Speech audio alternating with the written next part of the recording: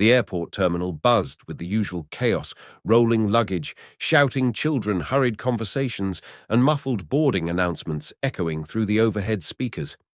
But amid all the noise, something abrupt and jarring shattered the atmosphere. A sharp, sudden crack sliced through the air, drawing startled gasps and halting movement like the pull of an emergency brake. Passengers froze mid-step. Heads turned, conversations died. All eyes locked onto the source of the commotion. An elderly woman had stumbled backward, her cane skittering across the polished floor with a metallic clatter that seemed louder than anything that had come before it. She was frail, no doubt about that. Her silver hair was neatly pinned back, her shoulders sloped with age, and her delicate hands trembled slightly as she instinctively raised one to shield herself. Yet there was a poise in her posture that defied the moment's cruelty. Her name was Eleanor Grant, a name that at that time meant nothing to the crowd, and certainly nothing to the woman who had just humiliated her. Towering before her was flight attendant Rachel Monroe, a young woman with a crisp uniform, a sharp jawline, and eyes that flared with unchecked irritation. Her name tag gleamed under the fluorescent lights, and her body language radiated authority, not the kind built on respect, but the kind constructed hastily from arrogance and control. Rachel didn't apologize. She didn't reach for the fallen cane or offer assistance. Instead, she pointed firmly toward the boarding gate and snapped, "I told you to move aside. First class isn't for people like you." The words landed like stones in a quiet pond, sending ripples of shock across the terminal. A stunned silence followed, broken only by the distant hum of luggage carousels and the squeak of rubber soles on tile. No one spoke, no one intervened, but a dozen pairs of eyes widened in disbelief. Some passengers averted their gaze in discomfort, others leaned forward, unable to look away. The cruelty had been swift, public, and unapologetic. Eleanor didn't argue. She didn't cry or protest. Her shoulders didn't shake with indignation. Instead, she bent slowly, painfully, and retrieved her cane with a composure that seemed to rise from somewhere far deeper than pride. When she straightened, her face was calm, her eyes level. She looked at Rachel not with fury, but with something quieter and far more unsettling disappointment mixed with clarity. It was the kind of look that didn't scream. It whispered with certainty. It said, without needing to say anything at all, that dignity could not be taken away even by force, and that whoever tried would end up exposing something ugly within themselves. The onlookers didn't know what to make of it. Some looked between Eleanor and Rachel, waiting for an apology that didn't come. Others began murmuring to each other in hushed tones. A child clutched her father's hand, asking what had just happened. A man in a tailored business suit frowned, unsure whether to step in, but no one moved. Rachel, on the other hand, seemed unbothered by the moment's wait, her arms crossed tightly. Her chin lifted slightly, and her eyes narrowed as she stared down Eleanor with undisguised impatience. Eleanor tapped her cane once against the floor, the sound sharp, intentional. Then she spoke, her voice low but strong enough to cut through the dense silence like a thread through fabric. "You've just made the gravest mistake of your career." She said the words wrapped in ice, not fire. Rachel blinked. She opened her mouth as if to respond, but nothing came. Around them, the passengers remained frozen, unsure whether they were witnessing a confrontation or the opening act of something much larger. And as the moment hung heavy in the air, one thing became unmistakably clear: this would not be forgotten. For a moment, the world around Eleanor Grant seemed to disappear. The murmurs of the crowd faded. The garbled announcements over the intercom dulled, and the pressing weight of dozens of watching eyes slipped into silence. All that remained was the echo of her cane against the marble floor and the tremble of her hand as she reached down, not in defeat but in absolute control. There was nothing hurried or reactive in her movements. She bent with deliberate grace, as though even this simple action were an extension of her poise. Her fingers wrapped around the carved ivory handle of her cane with the familiarity of someone who had leaned on it through more than just physical trials. As she rose to her full height, her figure seemed to straighten with a power that defied age. Her shoulders squared, her chin lifted, and when she looked up, her gaze locked unflinchingly with Rachel Monroe's. The young flight attendant, still simmering with misplaced authority, met those pale, clear eyes, and for the first time faltered. There was something unnerving in Eleanor's stillness, in the sheer steadiness of her expression. No anger, no fear, just a piercing, centered calm that swept through the space like a current. Rachel's bravado began to crack, not from volume or aggression, but from the weight of being seen for exactly what she was. Eleanor's voice came next, low-measured and devastatingly precise. "You've just made the worst mistake of your career," she said, not with malice or vengeance, but with a certainty so grounded it felt biblical. The words dropped into the air like stones into still water, each syllable sending ripples outward that reached every soul in earshot.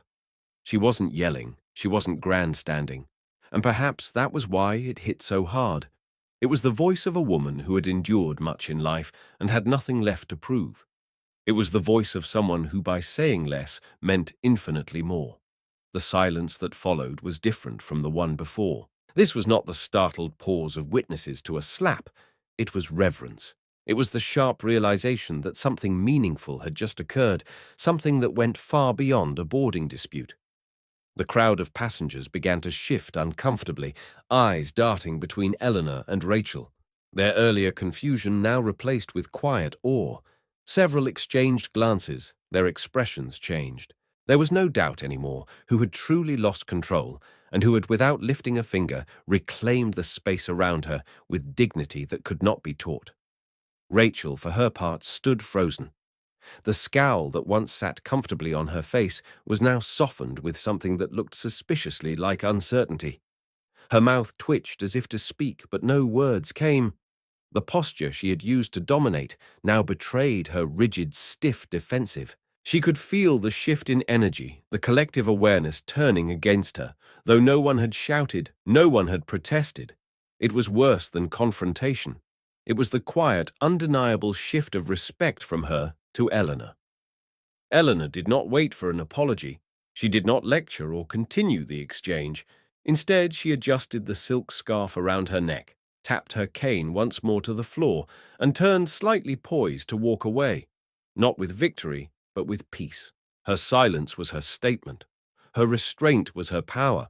And as she stepped forward toward the gate, once again, the passengers parted instinctively, creating a pathway without even realizing they were doing it. Eleanor Grant had spoken only one sentence, but in doing so, she had reminded everyone that true strength has nothing to do with rank or uniform and everything to do with character. Before the confrontation at the gate, before the entire terminal fell into stunned silence, Eleanor Grant sat alone in the premium lounge near Gate 12, the quiet hum of conversation filling the space like low background music. She was positioned near a large window, the afternoon light falling softly across her features, giving her silver hair a gentle glow. Her posture was relaxed yet regal, one hand resting atop the polished ivory handle of her cane, the other folded gently in her lap. She wore an understated emerald green dress, tailored and elegant, with a brooch just over her heart that gleamed in the natural light. There was a stillness about her that didn't ask for attention, but somehow commanded it anyway. She was the kind of woman people glanced at and then looked again, not because they recognized her, but because they sensed something quietly extraordinary. Just across from her, a young man in his early 30s. Ethan Brooks looked up from his laptop. He was clean-cut, well-dressed, in a navy blazer, and had the air of someone used to boardrooms and briefings. Yet something in him paused when he noticed Eleanor. Maybe it was her posture, maybe the way she seemed completely at ease in a place where everyone else seemed hurried. Whatever it was, he found himself standing up, almost automatically, gesturing toward his seat with a soft smile. "Would you like my seat, ma'am?" he asked with gentle sincerity. Eleanor lifted her eyes to meet his, and a subtle warmth passed between them. "Thank you, young man," she replied with a gracious smile, "but I'm quite comfortable." Ethan nodded respectfully, smiled again, and returned to his seat, not knowing he had just spoken to someone far more significant than he realized. All around them, travellers buzzed in and out, checking phones, sipping coffee, wrangling children. The lounge was a microcosm of the larger airport beyond, where status showed in subtle ways: brand name luggage, business class badges, the tone of voice when speaking to staff. At the check-in counter, flight attendants moved swiftly, checking names and directing passengers to various lines. Among them was Rachel Monroe, clipboard in hand, eyes sharp and sweeping. Rachel wasn't just managing the first-class manifest, she was assessing it, judging it. Her gaze flicked quickly across the room, categorizing passengers before they even spoke a word. Rachel's judgments were fast and unapologetic: designer suit executive, expensive watch priority, confident stride entitled. She noted those she'd need to be deferential to those she'd tolerate, and those she believed didn't belong at all. Her eyes skimmed over Eleanor, briefly older, unassuming, with no visible markers of wealth or power.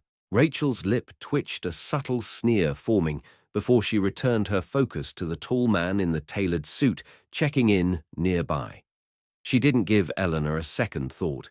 In Rachel's mind, she had already sorted Eleanor into a box labelled "Not My Problem."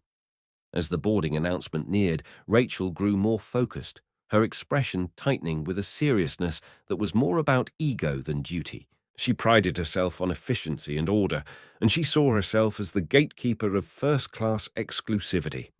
To her, it wasn't just a section on the plane, it was a club, and she was the bouncer. She watched closely as passengers began to gather their things, readying to form lines, already forming opinions about who would be a hassle and who would flow through smoothly. Her eyes didn't linger long on Eleanor, just long enough to mark her as a possible issue, and then she moved on, utterly unaware that she had just dismissed the one person who held more power in the airline than anyone else in that room. Back at the window, Eleanor remained undisturbed. She adjusted the silk scarf around her shoulders, sipped from her cup of tea, and glanced out at the tarmac, where a plane was taxiing in the distance. Her face was unreadable, her mind unreadable still. She had heard the condescending tone in Rachel's voice earlier when she'd passed by. She'd felt the weight of that fleeting but sharp glance, but she gave no reaction. Years of navigating a world that often underestimated her had taught Eleanor that power didn't lie in immediate confrontation, it lay in presence. And so, with calm breath and steady hands, she simply waited, not for the plane, but for the moment that would soon come when everything would change. As the boarding call echoed through the terminal, the lounge began to shift into motion. Passengers gathered their bags, smoothed their coats, and filtered toward the gate in small waves. Eleanor Grant remained seated a moment longer than most, her expression calm as always. She waited until the initial rush passed, then rose slowly and gracefully, placing her hand lightly on the curved ivory handle of her cane. Her emerald dress caught the soft overhead lights as she adjusted her scarf with care, giving no impression of hurry. With a quiet dignity that stood in sharp contrast to the flurry around her, she walked toward the boarding gate, ticket in hand. At the front of the line, Rachel Monroe stood stiffly scanning the crowd with her usual blend of impatience and assumed authority. She'd been dreading this part of the day. First-class boarding always required her to play the unofficial role of judge, evaluating not just tickets, but appearances, tones, attitudes. As Eleanor approached, Rachel's eyes narrowed slightly. She barely glanced at the ticket that was offered to her. "Already skeptical, ma'am," she said crisply, her tone clipped with barely concealed contempt. "This line is for first-class passengers only." It wasn't a question. It was a dismissal wrapped in faux politeness. Eleanor paused for just a beat, then gently extended the ticket again. Her voice was soft but firm, layered with patience, not submission. "Yes, I know," she replied with perfect clarity. Rachel exhaled audibly, not from fatigue, but from disbelief, as if she couldn't fathom that a woman dressed so modestly, leaning on a cane, could possibly be entitled to the privileges of the cabin she guarded so fiercely. She took the ticket this time, holding it to the light as though inspecting for forgery, her brow creased and lips tight with skepticism. The silence that followed felt intentional, like a scene Rachel had played out many times before, only this time it was different. "I'm going to ask you again," Rachel said, voice lower but no less condescending. "Are you absolutely sure this is your ticket?" She emphasized the word, "you're," letting it hang in the air like a challenge. Around them, a few passengers began to watch more closely. The tension was subtle but growing, curling beneath the surface like a rising tide. Eleanor's face remained unreadable. She did not bristle, did not raise her voice, did not retreat. She simply looked Rachel in the eye, steady and composed, and answered, "I am quite certain." Rachel pursed her lips, scanning the area behind Eleanor as though expecting someone, perhaps a caretaker or family member, to emerge and explain the confusion. When no one came, the flight attendant's discomfort turned into irritation. "There's clearly been some kind of mistake," she said aloud, loud enough for those nearby to hear. Her hand motioned toward the line for economy class. "You need to move to that line," she added, her tone patronizing, her expression firm.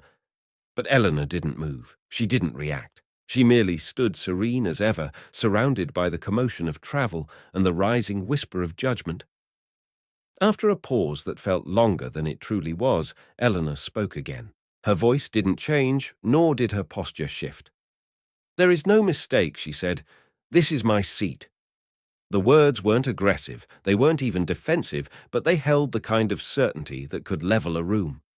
Rachel's jaw tightened, her fingers now clenching the ticket with subtle force. She had dealt with plenty of passengers before, entitled, demanding, or occasionally deceitful, but none had unnerved her the way this woman did, standing there without flinching, with a calmness that made it impossible to assert control in the way Rachel was used to. And in that stillness the storm began to build. What had started as a momentary boarding delay quickly evolved into a full spectacle. The buzz around Gate 12 began to hush, curiosity turning to tension as travelers realized something wasn't quite right.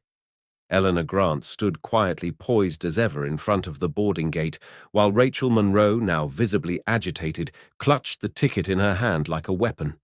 The skepticism in her eyes had hardened into open condescension. "You don't belong here," she muttered, barely audible before lifting her voice so everyone could hear. "Step aside. This is first class. You're clearly in the wrong place." Her words weren't just dismissive, they were meant to wound to shame. Eleanor publicly into retreat, but Eleanor didn't flinch. Her calm, measured gaze remained locked on Rachel, steady as the floor beneath her feet. She did not argue, nor did she plead. She didn't need to. The truth sat plainly in her silence. Her presence alone seemed to challenge everything Rachel believed about who deserved to sit behind the velvet ropes of first class. The crowd that had formed around them wasn't saying anything, but they were watching, some with discomfort, others with rising indignation. A few passengers who had initially ignored the incident were now pulling their earbuds out, slowly turning to witness what was clearly no longer just a routine interaction. Rachel, feeling the weight of that silence, snapped, her voice sharpened like a blade. "I've had enough of this nonsense," she said, her tone now laced with visible anger. "You're holding up the line." She took one step closer, towering over Eleanor. "I don't know how you got this ticket, but you're not boarding this flight, not like this." Then, without warning, she lifted her hand and struck the boarding pass from Eleanor's hand, sending it flying to the floor. The crack of the cardstock echoed like a slap itself, its sharp sound cutting through the collective hush like a siren.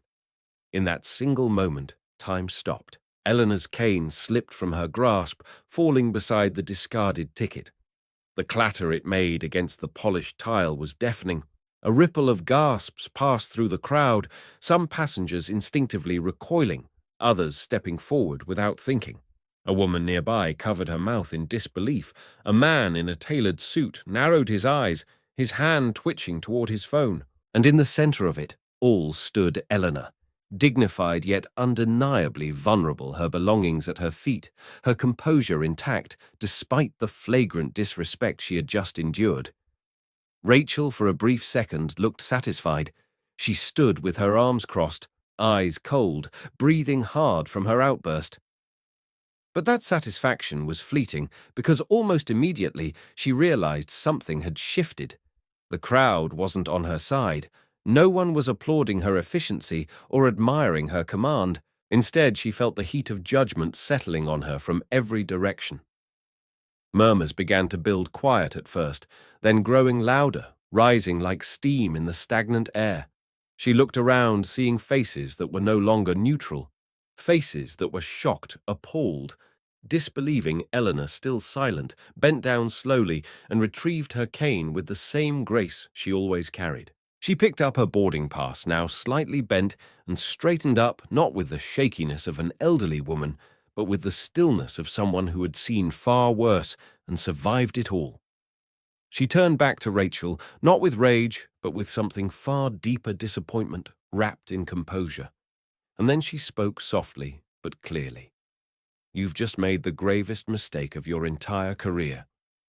The words settled heavily in the air, more cutting than any outburst ever could be. And for the second time that day, the terminal went completely, utterly still, just as the tension seemed to crystallize in the air, thick and nearly unbearable.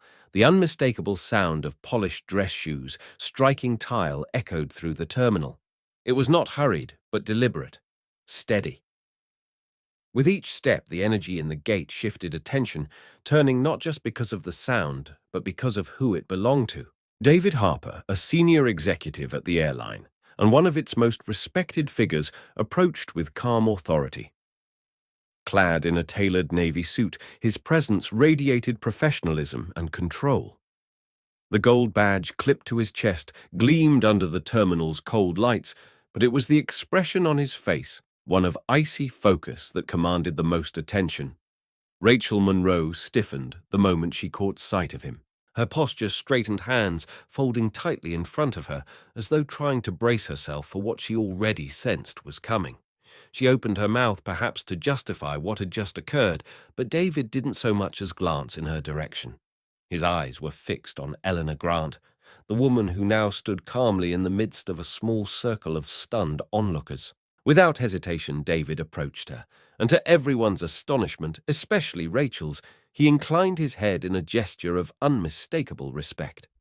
"Mrs. Grant," he said, his voice warm yet professional, on behalf of the airline, "I offer my sincerest apologies for the unacceptable delay and treatment you've received."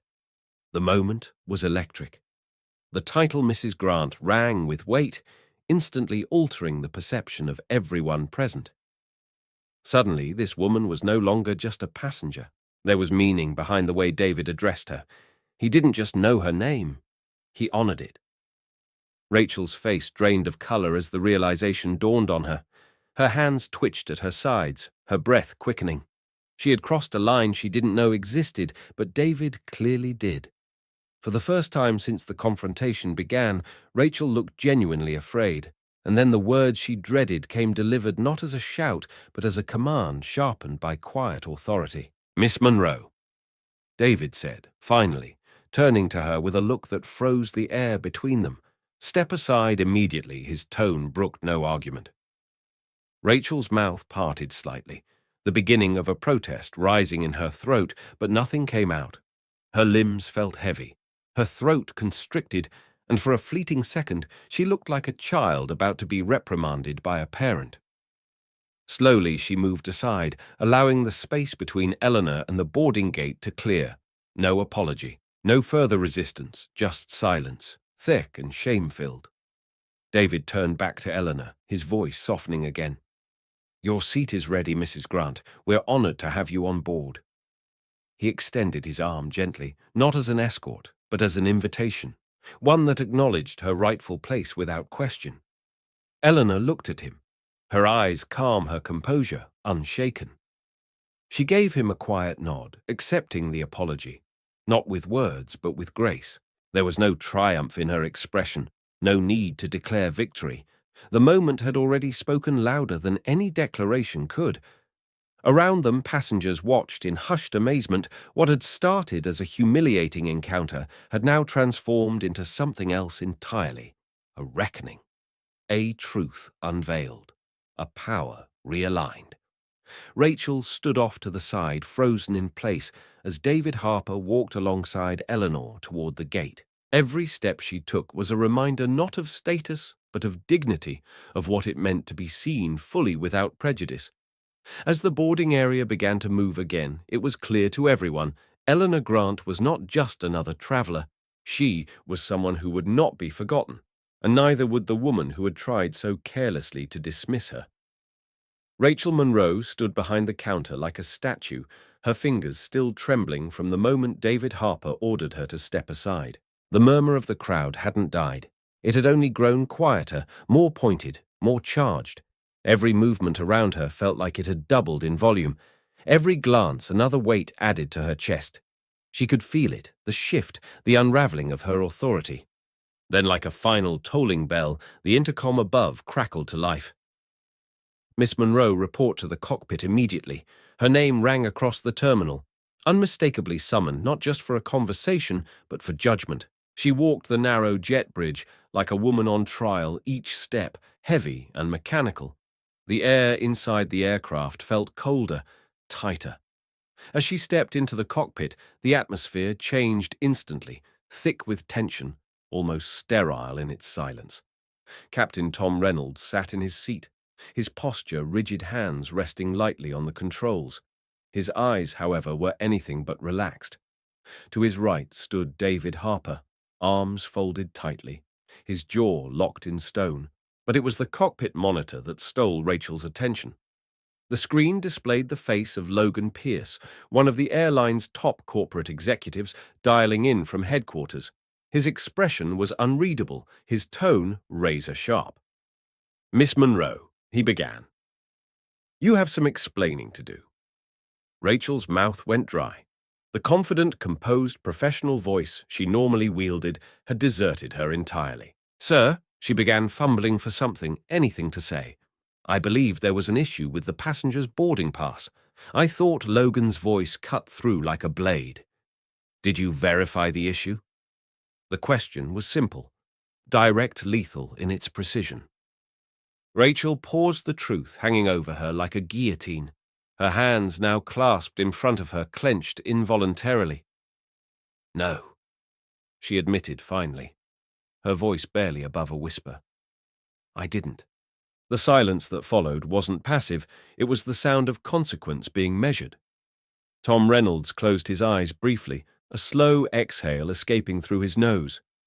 David Harper didn't move. Logan, however, leaned forward slightly on the screen, his eyes narrowing. "So let me get this straight," he said coldly. "You publicly humiliated a passenger, escalated to physical aggression without even checking the legitimacy of her boarding status." Rachel could feel the blood drain from her face. The words landed not as accusations, but as confirmations of her own misjudgment. She had crossed a line not just with a guest, but with the very values the airline was supposed to uphold.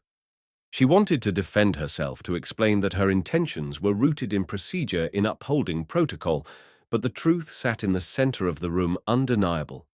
She hadn't seen a policy violation. She had seen an elderly woman with modest clothing, a cane and no markers of wealth, and she had made a decision based on that. Her eyes stung, but she refused to cry. I assumed, she said, her voice cracking under the weight of the admission. "I made an assumption and I acted on it. I didn't check her name or scan the ticket. I just decided." Her own words sounded foreign, even to her. They felt like betrayal of her role, her training, and of a woman she had never bothered to truly see. Logan Pierce's face remained still on the screen, but his voice was low and final. "Miss Monroe, you judge someone unfit to fly first class, not based on facts, but on appearance. You didn't just fail a passenger, you failed this airline, and you failed yourself." Those words weren't theatrical, they were devastatingly accurate. As they settled into the silent air of the cockpit, Rachel felt smaller than she had ever felt in her life. No excuses left, no defenses, just the raw truth and the slow-spreading realization that everything she thought she controlled had slipped from her grasp the moment she forgot to see a person and saw only a stereotype. The air inside the cockpit turned heavy, the kind of pressure that builds just before a storm breaks. Rachel Monroe stood frozen, her hands clasped tightly in front of her as the silence stretched uncomfortably between her and the men around her. On the screen, Logan Pierce's expression remained unreadable, but his eyes never left hers. The calm had an edge now, a quiet that carried weight, and then without ceremony, he said it. "The woman you harassed the passenger, you blocked from boarding first class, is not just any traveler." He leaned slightly closer, his voice sharpening into a blade. "Her name is Eleanor Grant. She's the founder and CEO of Horizon Air." The words landed like a physical blow. Rachel's breath caught in her throat. For a second she didn't react, because her brain hadn't caught up to what her ears had heard, but as the weight of it sank in her knees, wobbled ever so slightly. Eleanor Grant. The Eleanor Grant. Not just a name etched into the corporate archives or whispered at executive dinners, but the very woman whose vision had built the airline from the ground up. The one who'd turned a single route into a fleet. The one who'd championed dignity and customer respect at every level of the business, and Rachel had humiliated her. Publicly, violently, disrespectfully, in front of hundreds, Captain Reynolds shifted uncomfortably in his seat, his jaw clenched tight.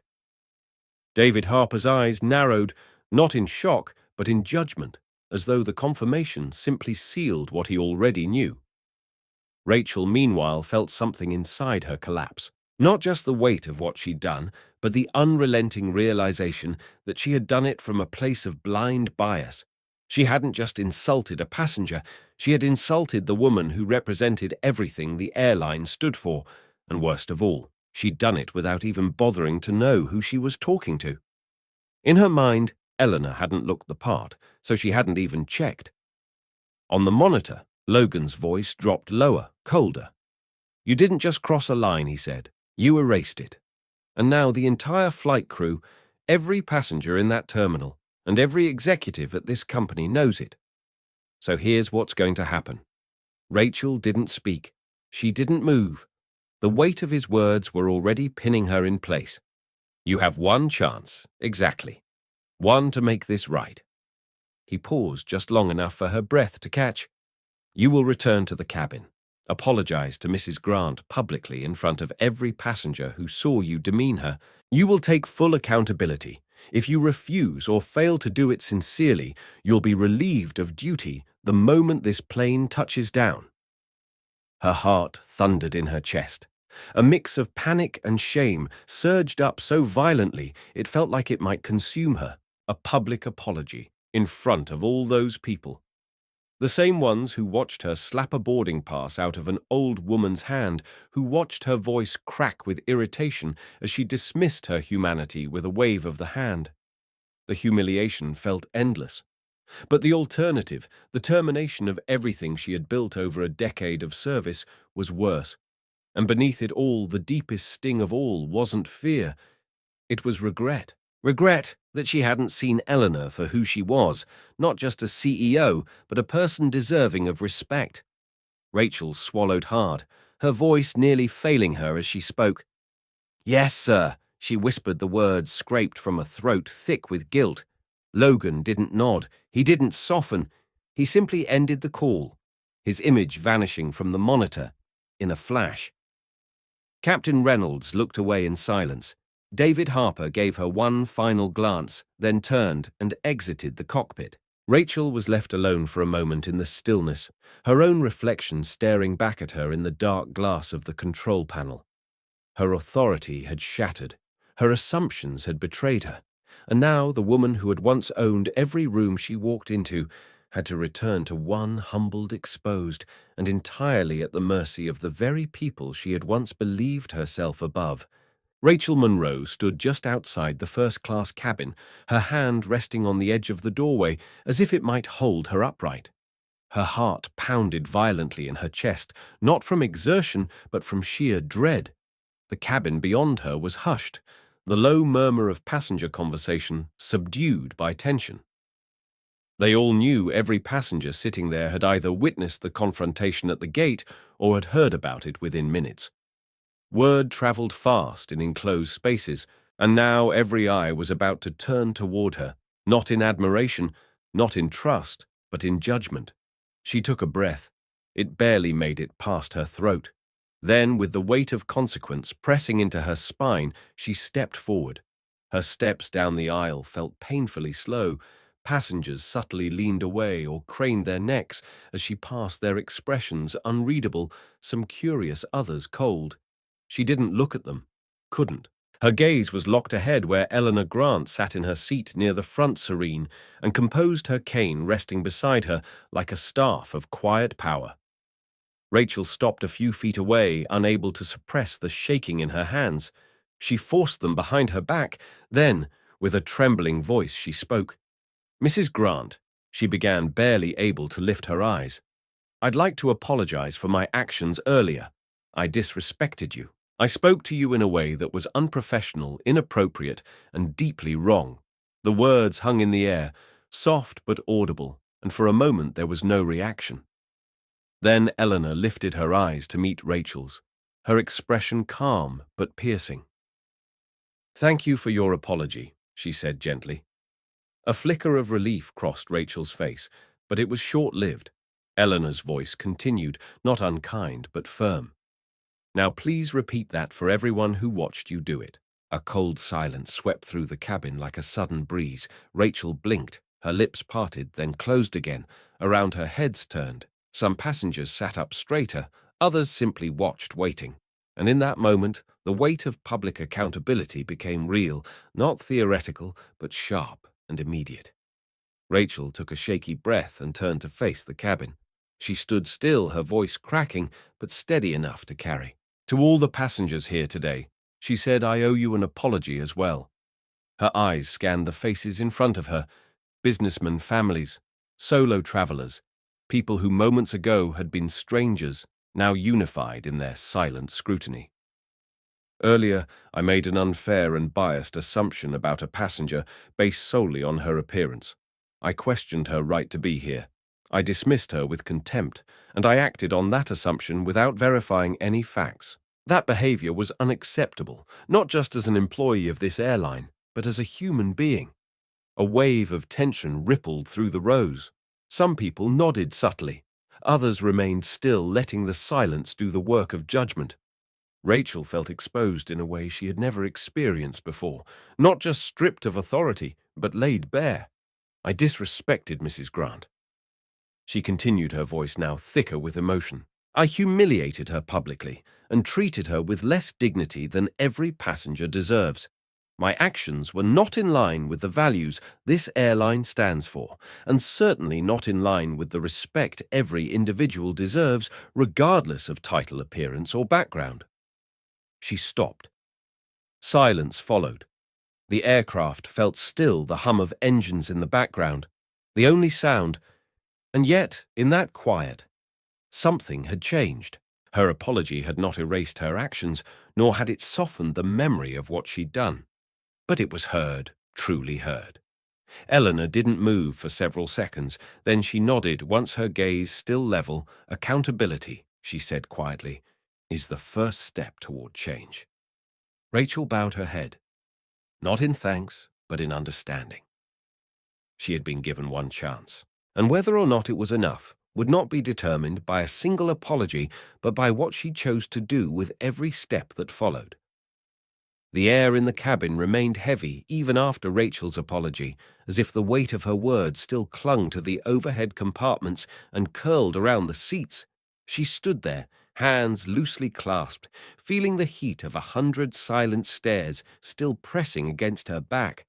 The passengers hadn't applauded. There were no gasps of redemption, only silence, and that was far more honest. She dared a glance at Eleanor Grant, who remained poised in her seat, the picture of calm control. Eleanor's gaze was not harsh, not even cold, but steady. Her eyes studied Rachel with a quiet, almost clinical curiosity, like she was examining something she already understood but needed to confirm. Then, with a softness that cut sharper than any rebuke, Eleanor spoke. "Tell me something, Miss Monroe." Rachel stiffened. Her name spoken not with anger, but with the calm finality of someone who had already made peace with the answer. "If I were not who I am, if I had just been another older woman with no title, no wealth, no status, would you be standing here now? Would you have apologized? The question landed like a thunderclap in a clear sky. It wasn't asked with cruelty or spite. It was asked with sincerity, perhaps even hope, but underneath it lay a truth Eleanor already suspected. She was simply giving Rachel the chance to own it. Rachel's breath caught in her throat. She hadn't expected the question. She wasn't prepared for its honesty, nor for the mirror it held up to her face. She could have lied. She could have told the passengers what they might have wanted to hear, offered something polished and politically correct, but the truth was sitting too close now, too real, too raw. She looked down for a moment, swallowing hard. Then slowly she raised her head and looked Eleanor in the eyes. "No," she said, her voice quiet but unshaking. "I wouldn't have—" The words came out like an exhale she'd been holding for years. A quiet murmur stirred through the cabin, not loud enough to break the moment, but audible enough to mark its weight. Some passengers shifted in their seats, others looked down, some simply stared straight ahead. It was the kind of silence that followed a confession, the kind that didn't judge with noise but with stillness. Eleanor didn't move. Her expression didn't falter. She didn't nod or sigh or blink away the sting. She just held Rachel's gaze steady and composed. Her silence wasn't for dramatic effect. It was the silence of disappointment, the kind that lingers, not because it wants revenge, but because it knows something was lost that can't be easily restored. Eleanor eventually looked away, not out of weakness, but as if granting Rachel a moment of mercy. She reached down, adjusted her scarf, and repositioned her cane beside her seat with the same grace she had maintained all along. There was no visible anger in her face, no bitterness, only a quiet understanding that even now Rachel had more work ahead than she likely realized. It was not the admission that had disappointed Eleanor. It was the truth behind it. The truth that even after all the training, all the years in uniform, Rachel had still failed to see a person unless power demanded it. Rachel stood motionless, her chest tight, with something deeper than shame. It wasn't just that she had misjudged Eleanor. It was that she had revealed something about herself that couldn't be unseen.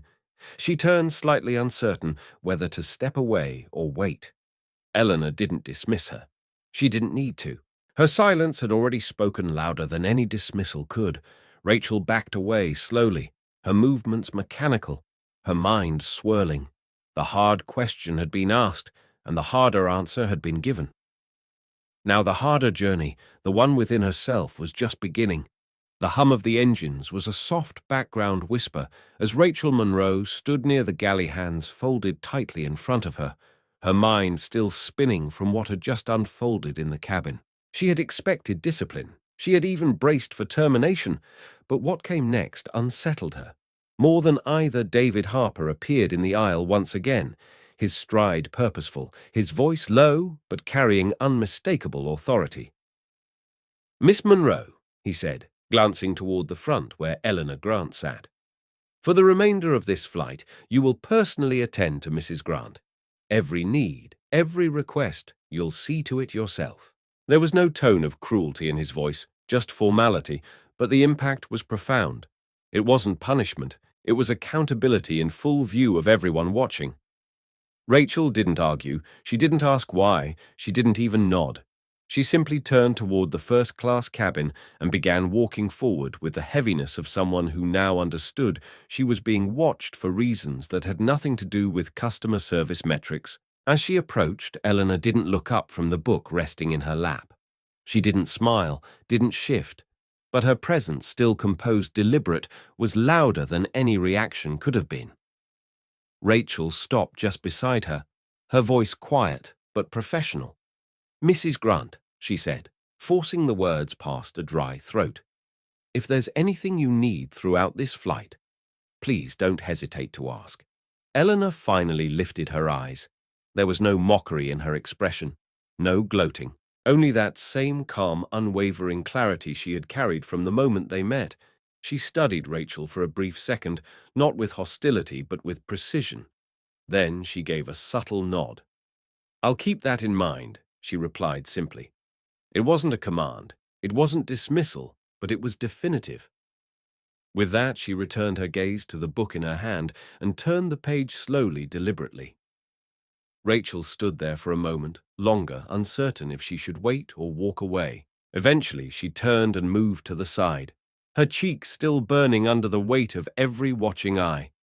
There was no curtain to hide behind now, no anonymity in the aisles. With each tray she carried, each drink she offered, each quiet movement through the cabin, Rachel felt herself on display, not as an attendant fulfilling her duties, but as a woman confronting the limits of her professionalism, the cracks in her character.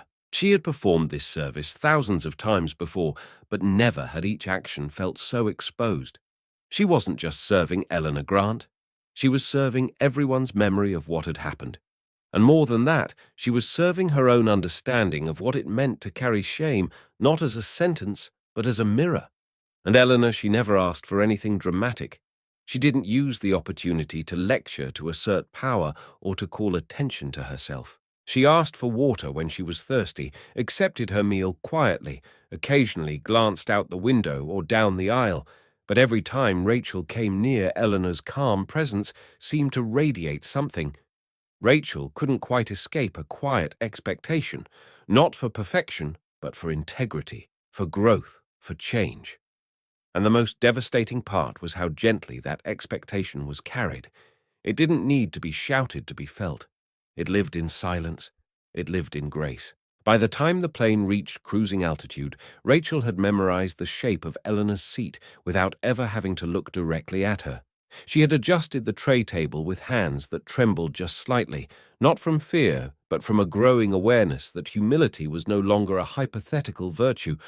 It was her new language, one learned not in manuals or briefings, but in silence, in service, in the long, uncomfortable stillness between what she had done and who she might still become.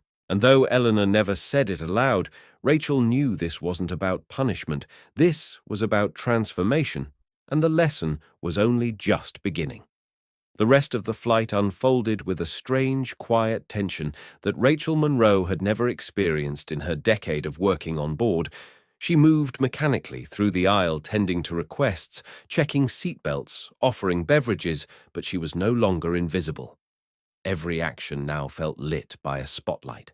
The looks that passengers gave her weren't loud or theatrical.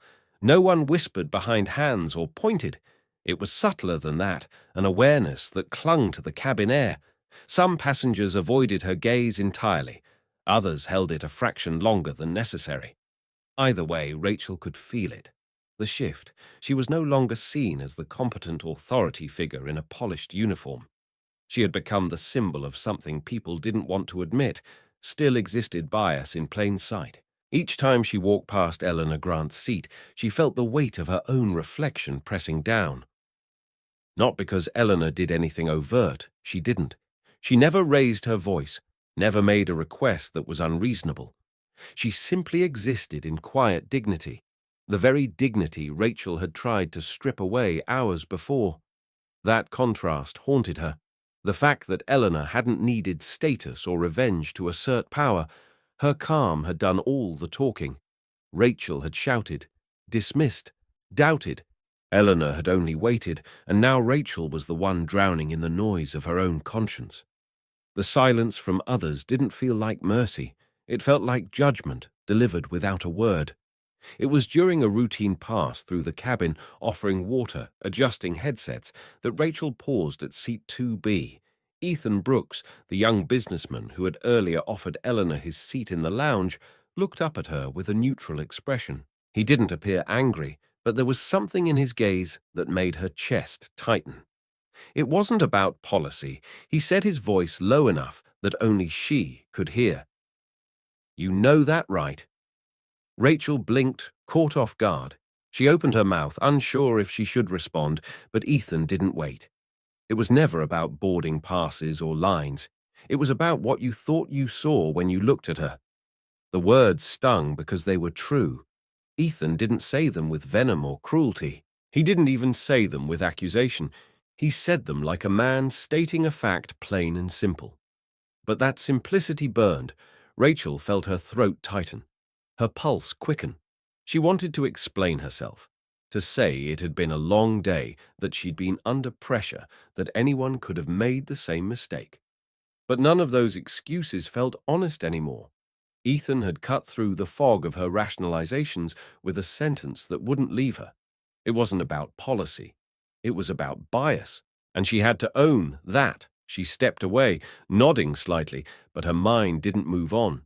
It circled those words like a loop. Bias. She had never seen herself as someone capable of that, not intentionally at least. She followed protocol. She enforced procedure. She'd always prided herself on treating passengers equally, but now she realized her definition of equal had been quietly shaped by assumptions she never examined. She had looked at Eleanor and decided something about her before a single word had been exchanged. It hadn't been a decision rooted in training. It had been instinct, and that realization was almost too much to bear. Back near the galley, Rachel leaned against the cool metal of a storage door, her eyes fixed on the rows of passengers. She no longer saw anonymous faces. She saw eyes that had seen her at her worst, and for the first time in her career, she understood that professionalism wasn't about how well she followed rules. It was about how she treated people when the rules got blurred, when her judgment had to speak first, and hers had spoken loudly. Now every quiet moment of the flight was a mirror, every interaction a reckoning. Rachel wasn't being punished by the airline. She was being reshaped by the consequences of her own unchecked certainty. The flight continued, but for Rachel Monroe, time had fractured into slow, uncomfortable stretches of self-examination. The passengers ate their meals and flipped through in-flight magazines, but Rachel remained caught in the space between duty and reflection. Every step she took down the aisle felt heavier than the one before. Every glance from a passenger reminded her of what had happened, not just the incident at the gate, but everything it revealed. She was hoping for some form of stillness, a moment to breathe, but it didn't come. And when David Harper quietly approached her at the front of the cabin, clipboard in hand, she knew that peace would not be granted until she faced the hardest part. He didn't speak at first. He simply stood beside her in the galley, eyes fixed ahead, as if waiting for the right moment. Rachel stood with her back to the coffee station, staring down at her own hands. Finally, he turned to her. "Do you truly understand your mistake?" He asked, his voice calm, but pointed like someone asking.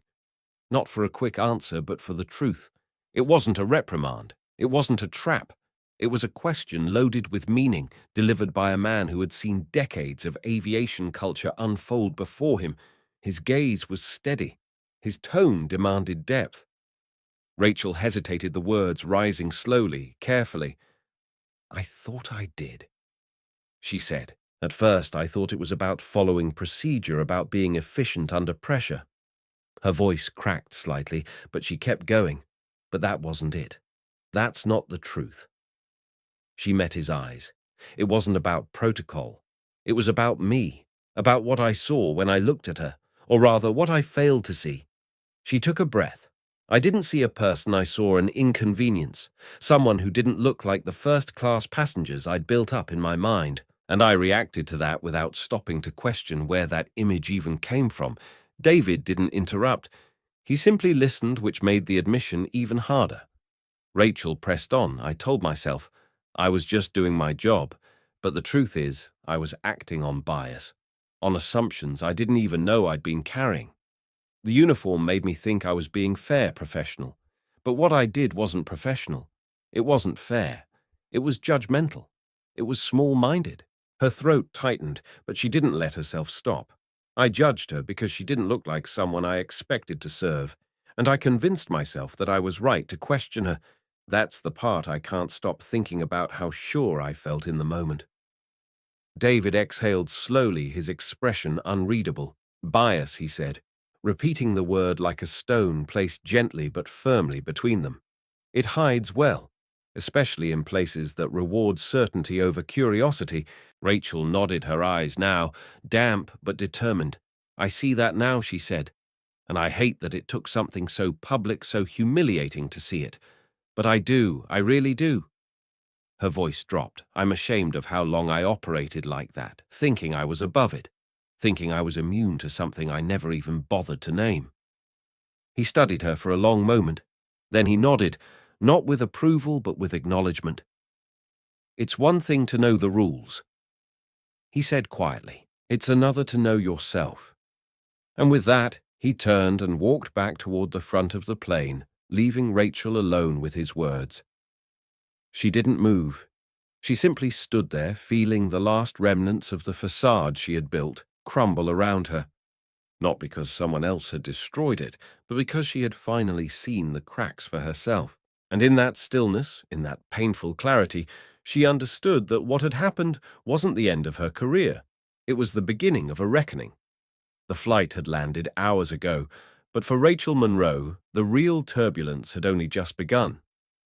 She sat alone in a minimalist conference room on the 28th floor of Horizon Air's corporate headquarters, the skyline beyond the tall glass windows obscured by clouds that mirrored her mood, grey, uncertain, expectant.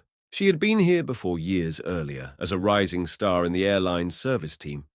Back then, she had walked these halls with confidence, her shoulders back, her uniform crisp. But today she waited with her hands folded tightly in her lap, her spine stiff, not with pride but with anxiety. Across the long, polished table sat 3 executive senior leadership, including James Walker, the airline's chief operating officer, known for his directness and unflinching standards. When the door finally closed and the air settled into an unnerving quiet, James leaned forward, his hands folded together. His voice, when it came, was measured but unsparing. "Miss Monroe, you know why you're here?" Rachel nodded, her throat dry. "Yes, sir." He didn't respond immediately. Instead, he opened a thick folder in front of him, the papers inside neatly aligned, the top sheet marked with her name. "We've reviewed the incident," he said. "The footage, the transcripts, passenger statements. But before we proceed, you will speak first." The weight of that directive felt heavier than any formal reprimand. It wasn't a courtroom, but it felt like one, and Rachel knew she had no defense, only the truth. She took a breath and stood slowly, forcing herself to look each executive in the eye. "I made a terrible mistake." She began, her voice clear but low, "not just in how I treated Mrs. Grant, but in how I let my assumptions shape my actions." She paused, choosing her next words carefully. "When she approached the gate, I didn't see a person. I saw what I expected not to see in first class, an elderly woman with no signs of wealth or importance, and I judged her for it. I questioned her ticket, dismissed her calmly at first, then harshly, then publicly humiliated her. I was wrong, deeply wrong. And it wasn't protocol that made me act that way. It was bias, my own bias. There was no sound in the room. No scribbling pens, no shifting chairs, just silence." Rachel pressed on. "What makes it worse," she said, "is that I was convinced I was acting professionally. I believed I was protecting company standards, but I was doing the exact opposite. I degraded someone who represents everything. This airline was built upon kindness, dignity, fairness, and I did it because I assumed she didn't belong." Her hands trembled slightly at her sides, but she didn't stop. "There's no excuse. And if I could go back, I would undo it all, but I know that's not how this works. So I'm here not to ask for a second chance, but to explain why I understand, finally, just how badly I failed." The executives remained still, their expressions unreadable. It was James who finally broke the silence, his voice as steady as before, but this time with something deeper in its tone, curiosity perhaps. "And do you know," he said, "why you're here in front of this board instead of already terminated?" Rachel looked at him confused. Sir James opened the folder again, flipping to a single sheet near the back. "Because Mrs. Grant requested it. She asked that you not be removed immediately. She asked that you be given a chance to speak for yourself, to explain your actions, not to justify them, but to confront them." The room seemed to shift. Rachel's breath caught in her throat. "She requested that she asked, barely able to believe what she'd heard." James nodded once. "Yes. Her exact words were, 'Let her speak, let her learn, then let her earn whatever comes next.'" Rachel felt something sharp and unfamiliar surge in her chest. "Shame, yes, but also something humbling, something redemptive. Eleanor Grant hadn't needed vengeance. She hadn't needed a spectacle. She had needed change. And for some reason, she had chosen to believe that Rachel might be capable of it. Now, whether that belief would prove true was entirely up to her. The room remained silent, long after James Walker's words had landed. Rachel Monroe stood in the stillness, her hands at her sides, eyes lowered, not in defeat, but in deep, deliberate thought. The knowledge that Eleanor Grant, the woman she had wronged, humiliated, and dismissed, had been the one to request her presence before this board had changed everything.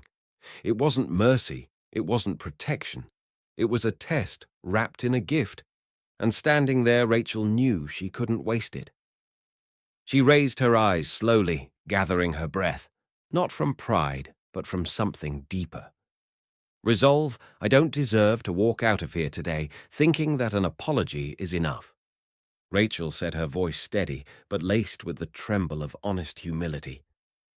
What I did exposed something about myself that I had never confronted, not just my assumptions, but how comfortably I lived within them. She took a step forward, not in defiance, but in ownership. But if there's one thing I know now, it's that awareness is only the beginning. I want to grow beyond that, and not just grow. I want to contribute to changing the culture that let those assumptions go unchecked in the first place. Her words didn't come rehearsed. They weren't polished to impress. They came raw, shaped by hours of reflection and the sting of consequences. If I'm allowed to stay, she continued, I don't want to just go back to my role and pretend this never happened. I want to do the work. The real work. Training, mentorship, education. Whatever it takes, I want to help create a space where no one is ever treated the way I treated Mrs. Grant, not because they're someone powerful, but because they're someone, period. James Walker's expression remained composed, but his gaze softened just slightly. The other executives exchanged quiet looks, their body language less rigid than before. Rachel noticed, but didn't let it deter her from finishing what she had come to say. I've worn this uniform for 10 years, she said, and for most of that time I thought doing the job well meant knowing the rules and following them. But I understand now that being truly professional means something deeper. It means seeing people, listening, checking yourself even when no one's watching. Especially then. Her voice lowered, but it did not weaken. I'm not asking for forgiveness, she said. I'm asking for the chance to earn back trust, to learn out loud, to help build the kind of training that doesn't just teach compliance, but teaches compassion. If I'm given that chance, I promise I will not waste it.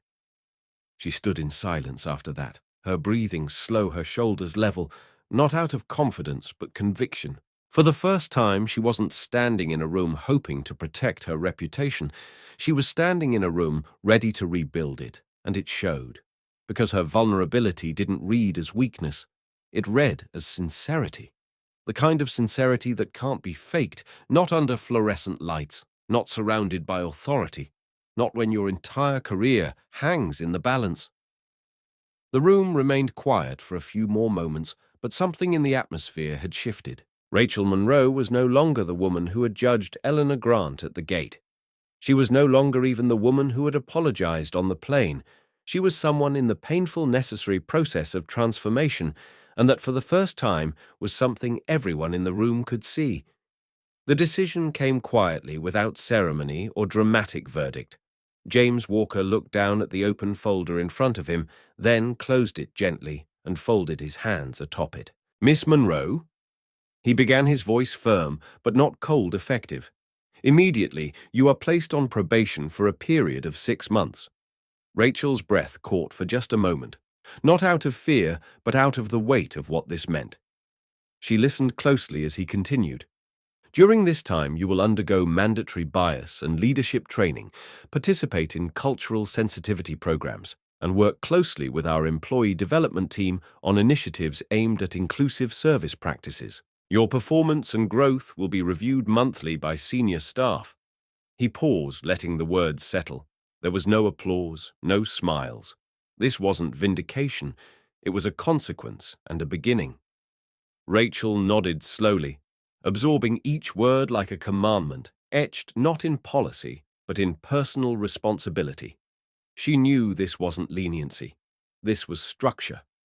A scaffolding she could either use to rebuild herself or collapse beneath if she treated it as routine.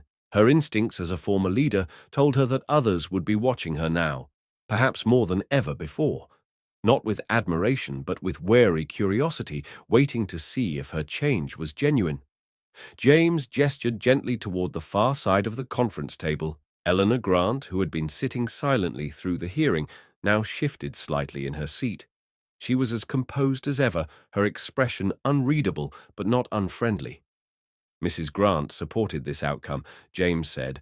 Her exact words were, "Growth over punishment, reform over removal." Rachel turned to face her heart, pounding not from guilt this time, but from the deep, humbling realization that the very woman she had wronged had been the one to advocate for her, not out of sentiment, not out of pity, but because Eleanor had chosen to believe in potential when she could have demanded retribution. Rachel stepped forward just once and met Eleanor's gaze directly. "Thank you," she said the words, quiet but thick with emotion. "Not just for today, but for not giving up on me, when you had every reason to." Eleanor didn't rush to respond. She simply watched Rachel for a few seconds, as if weighing whether her gratitude came from the surface or something far deeper. Then, with a quiet nod, she replied, "Make it meaningful." 3 words soft, but immovable. They didn't sound like a request. They sounded like a legacy being handed off, one Rachel was now responsible for carrying. The executives remained silent, allowing the moment to breathe. Rachel felt something shift inside her. Not relief, not celebration, but something sturdier, accountability. She hadn't walked out of that room redeemed. She walked out tasked with proving that the lessons she claimed to understand weren't fleeting insights, sparked by pressure, but foundations for real change. This probation wasn't about watching her fail, it was about challenging her to rise. And somewhere deep inside, Rachel knew she had to let the discomfort lead her. It was the only path forward. As the meeting adjourned and the conference room slowly emptied, Rachel lingered a moment behind the others. She turned to see Eleanor one last time, standing near the door, calm and poised. Their eyes met again. No anger, no warmth, just a mutual understanding that the hardest work had only just begun. Eleanor gave one last nod, then turned and walked away, with the same grace she had carried through every moment of this ordeal. Rachel stood quietly in the room, the word meaningful echoing in her mind. Her path wasn't over, but for the first time it had direction. The building emptied slowly, its evening lights flickering as office doors clicked shut and quiet conversations faded into the sound of elevators descending. Rachel Monroe remained seated just outside the conference room, the silence now a kind of companion rather than a punishment. She didn't feel finished. If anything, she felt like she had just taken her first conscious breath after a lifetime of moving through days on autopilot. The weight in her chest hadn't lifted, but it had changed. It was no longer the heaviness of shame alone, it was the burden of clarity. The understanding that everything ahead of her, every shift, every interaction, every opportunity would be defined not by redemption already earned, but by the work she chose to do from this moment forward. She thought back to Eleanor Grant, how she had stood there in silence at the gate, her cane knocked aside, her dignity assaulted in front of strangers, and yet had never once shouted, never once lowered herself to anger. Her leadership hadn't come from authority or title.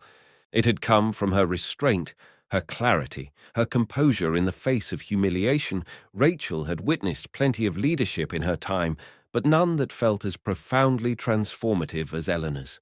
Not because Eleanor had taken control, but because she had chosen not to destroy.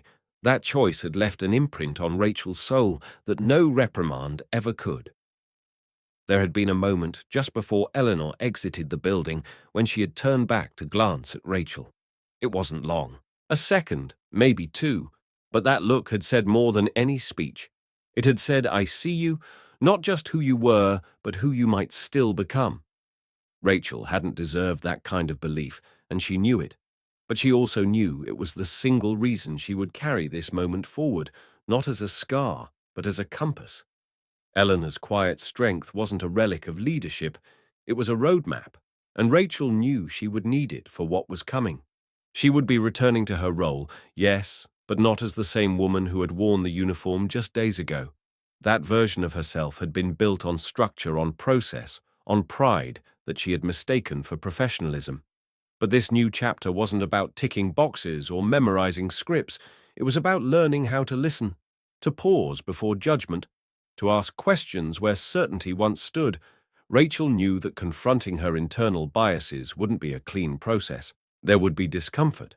There would be moments of guilt and moments where her progress felt too slow, but for the first time she wasn't trying to skip ahead. She was willing to sit in the learning.